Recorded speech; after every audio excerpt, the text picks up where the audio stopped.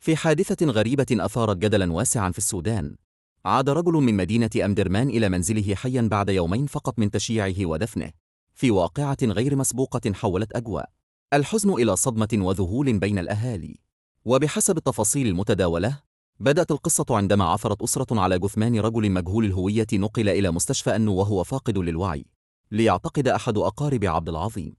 أنه يعود لقريبهم المفقود، وبناء على ذلك تم استكمال إجراءات الدفن كاملة من غسل وتكفين وصلاة ودفن في مقابر أحمد الشرفي. لكن المفاجأة الكبرى جاءت بعد 48 ساعة فقط، عندما ظهر عبد العظيم حيا في أحد أحياء أمدرمان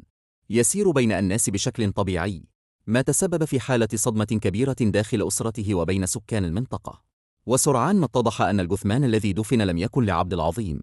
بل لرجل آخر يدعى إبراهيم السعيد إدريس، بعد حدوث خطأ في التعرف على الهوية، خاصة أن كلا الرجلين كانا في نفس الفئة العمرية ولم يكن بحوزتهما أي أوراق ثبوتية أو وسائل تعريف واضحة. هذا التشابه أدى إلى خطأ مأساوي انتهى بدفن شخص بالخطأ في وقت كانت أسرة أخرى تبحث عنه، لتتحول القصة إلى واقعة إنسانية مؤثرة تجمع بين الفرح بعودة القصة إثارة الجدل على مواقع التواصل الاجتماعي وسط تساؤلات واسعة حول إجراءات التعرف على الهوية في مثل هذه الحالات، وضرورة تطوير أنظمة التوثيق لتجنب تكرار مثل هذه الأخطاء المؤلمة.